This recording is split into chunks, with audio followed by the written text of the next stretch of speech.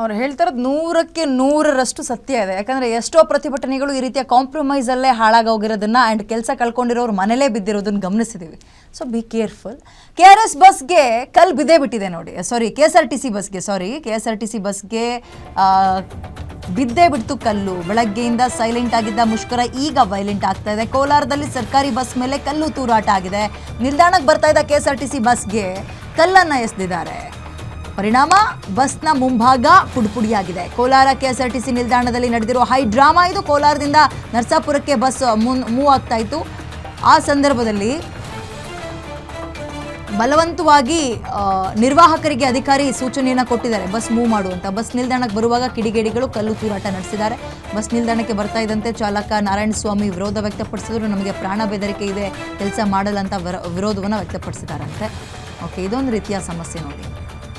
ಬಲವಂತವಾಗಿ ಬಸ್ ಹತ್ತಿದ್ರು ಅಂದರೆ ಈ ರೀತಿಯ ಸಮಸ್ಯೆ ಅನುಭವಿಸ್ಬೇಕು.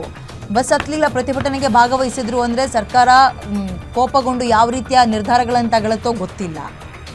ಇಕ್ಕಟ್ಟಿನ ಪರಿಸ್ಥಿತಿ ಪಾಪ ನೌಕರರಿಗೆ.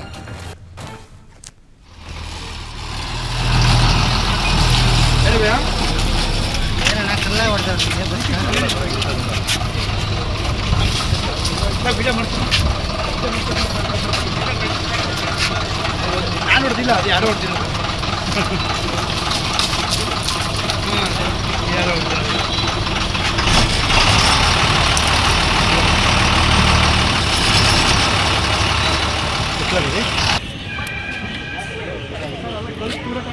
ಮೂಲೆಗೆ ತಗೊಂಡಿದ್ದೀವಿ. ಟ್ಯಾಕ್ಸ್ ಪಕ್ಕದಲ್ಲಿ ಸರ್ಕಲ್ ಬರ್ತದಲ್ಲ ಸರ್, ಇಲ್ಲಿ ಒಳಗೆ